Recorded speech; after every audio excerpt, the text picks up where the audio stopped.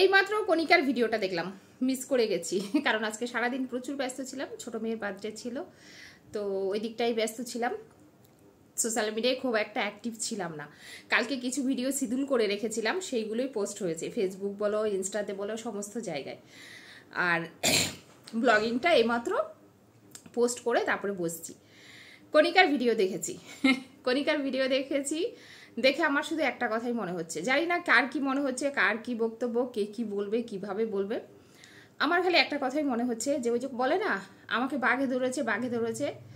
রোজই বলে, সত্যিকারের মিথ্যা কথা বলে। অ্যাকচুয়ালি বাঘ কোনোদিনই ছিল না, হঠাৎ করে যেদিন সত্যিকারের বাঘে ধরেছিল সেই দিন আর কেউ আসেনি। কেননা সবাই বলছে তুমি তো ও তো নাটক করছে, ও তো বলে সবসময় বাঘে ধরেছে, বাঘে ধরেছে, সত্যিকারের বাঘে ধরেনি। এরকম কণিকা সত্যি ঘটনাগুলোকে সবসময় নাটক বলে চালিয়েছে।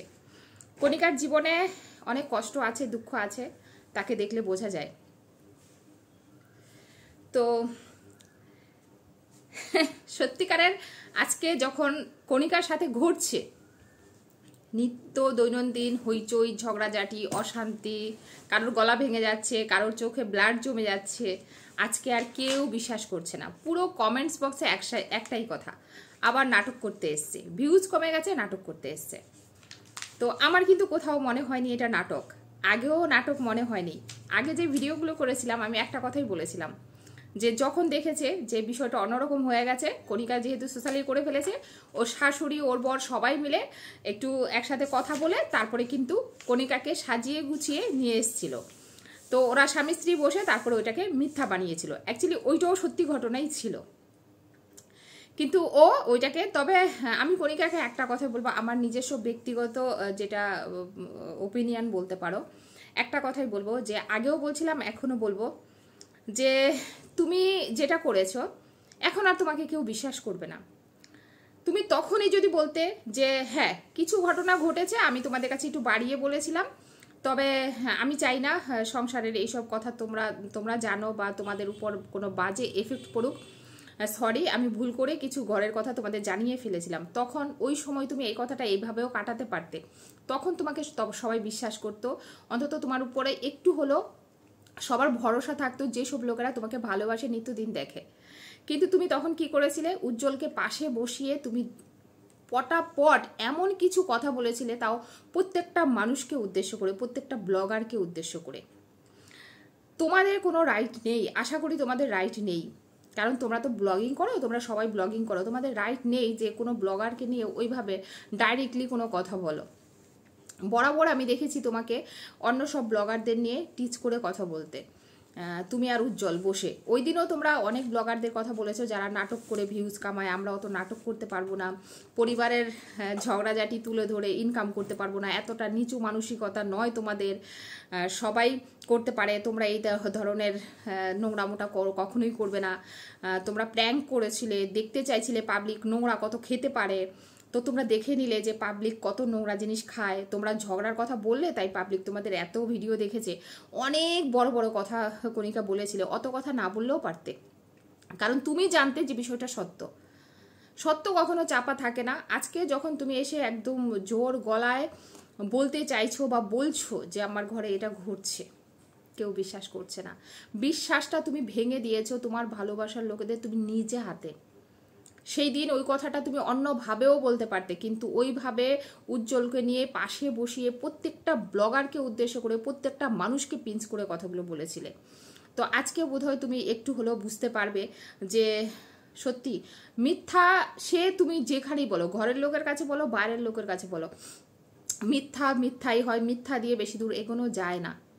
আজকে তোমাকে লোকে যেইভাবে ভাবতো, তোমাকে যেই লোক, কিছু লোক আছে অন্ধ ভিউয়ার্স, তোমাকে এত ভালোবাসতো, সেই মানুষগুলো আজকে দুধচাই করছে।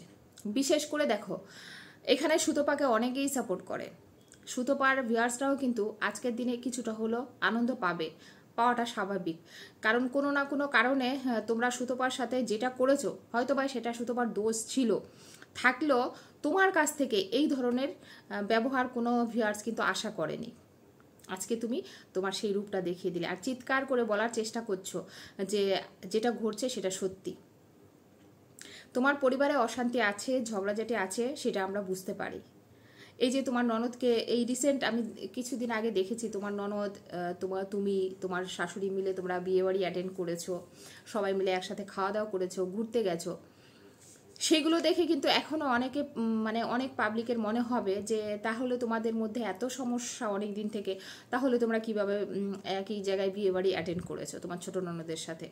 এরকম কিন্তু অনেকেই প্রশ্ন করতে পারে, সেগুলোর জবাব কিন্তু তোমার কাছে নেই। কারণ আমাদের ফ্যামিলিতে থাকতে গেলে, ফ্যামিলির মধ্যে বন্ডিং রাখতে গেলে অনেক কিছু লুকিয়ে যেতে হয়, অনেক কিছু পাবলিককে দেখানো যায় না।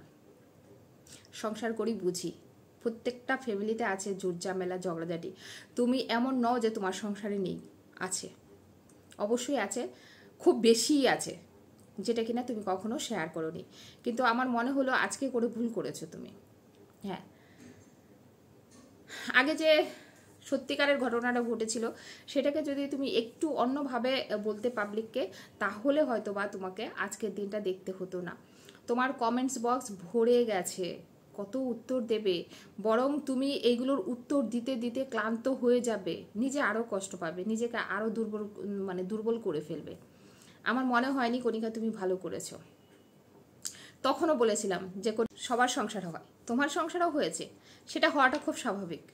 কিন্তু সেটাকে এত আনিয়ে বিনিয়ে বলা, তোমার হাজব্যান্ডের গলায় গলা মিলিয়ে জঘন্যভাবে, প্রত্যেকের মনে হচ্ছিল যে কণিকা এইভাবে কথা বলতে পারে না।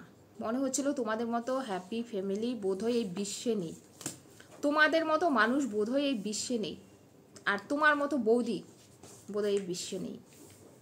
এমনভাবেই তুমি উজ্জ্বলকে নিয়ে এসে কথাগুলো বলেছিলে। কিন্তু আজকে পারবে তো? প্রত্যেকটা কন্টেন্ট ক্রিয়েটার বলো, ব্লগার বলো, এমনকি তোমার ভিউয়ার্সটা বলো, জঘন্যভাবে অ্যাটাক করবে। আমি জানি অ্যাটাক কি জিনিস হয়, জঘন্যভাবে অ্যাটাক করবে। এইদিকে বাড়ির অশান্তি ঝগড়া ঝামেলা, সেগুলোর একটা মানসিক টেনশন রয়েছে। তোমার একটা অসুস্থ হাজব্যান্ড রয়েছে যাকে তোমার সর্বক্ষণ দেখাশোনা করতে হয়। তোমার একটা ছোট্ট বেবি রয়েছে, একটা মেয়ে রয়েছে, তার জন্য 24 ঘন্টা তোমাকে ছুটাছুটি করতে হয়। সংসারের কাজ, ফেসবুকে কাজ করা, একটা বিজনেস করছো, শাড়ির বিজনেস করছো, তারপরে আবার নিয়ে নিলে একটা মানসিক চাপ, সত্যিই মানসিক চাপ। আমরা সোশ্যাল মিডিয়ায় কাজ করি, আর্নিং করি, সব ঠিক আছে, তারপরে আমরা কিন্তু পজিটিভ কমেন্টই আশা করি। আজকের পর থেকে আমার মনে হয় না তোমার চ্যানেলে খুব একটা পজিটিভ কমেন্ট আসবে বলে, জঘন্য কমেন্ট আসবে, আর যেগুলো বোধহয় তুমি নিতে পারবে না। অবশ্য তোমার ধৈর্য শক্তি অনেক, ভগবান তোমাকে ধৈর্য দিয়েছে অনেক। তোমার মতো মেয়ে আমি খুব কমই দেখেছি। সত্যিই তুমি সাহসী। তুমি ভবিষ্যতে ভালোবাসা করে যে বড় সিদ্ধান্তটা নিয়েছিলে, সেই সিদ্ধান্ত নিতেই একটা মানুষ 10 বার ভাববে। সেখান থেকে তুমি উজ্জ্বলকে ভালোবেসেছো, প্লাস তার ওই অবস্থাতেও তাকে বিয়ে করেছো। এইটা করাই একটা মেয়ের জন্য অনেক সাহসের দরকার। সাহসিকতা তুমি দেখিয়েছো। এখনও আশা করি তুমি পারবে, লড়ে যাও, কতদূর নিতে পারো। আর আবারও যদি ড্রামা হয় না গো কণিকা, সত্যি আমার তোমার উপরে ভরসাটা উঠে যাবে, তোমার উপর যে একটা ভালোবাসা ছিল সেটা উঠে যাবে। কারণ মানুষ না একবার বিশ্বাস করে, 2 বার বিশ্বাস করে, 3 বার যদি দেখা যায় সেটা নাটক, তারপরে সেই মানুষটার উপর আর ভালোবাসা থাকে না। যথেষ্ট ভালোবাসতাম আমি। ইউটিউবে যত ক্রিয়েটার দেখেছি, ব্লগার দেখেছি, তোমাকে একটা আলাদাভাবেই রেখেছি বরাবর। কেন বলো তো? তোমার সব কিছুর জন্য। সেগুলো ভেঙে আজকে আর নতুন করে বলবো না, খালি একটা কথাই বলবো, যাই করেছো বা করছো ভেবেচিন্তে করো। আজকে বোধহয় তোমার এই ভিডিওটা দেওয়া উচিত হয়নি। এতদিন যখন সহ্য করে গেছো, হাজবেন্ডকে নিয়ে বসে বড় গলায় বলেছিলে তোমার পরিবারের মতো পরিবার হয় না, সবাই নোংরামি করে ইনকাম করতে পারে, তোমার ইচ্ছাটা নেই।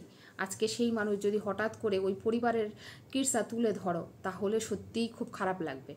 যাই হোক, এইটুকুই বলার ছিল, এর থেকে বেশি তোমাকে বলবো না।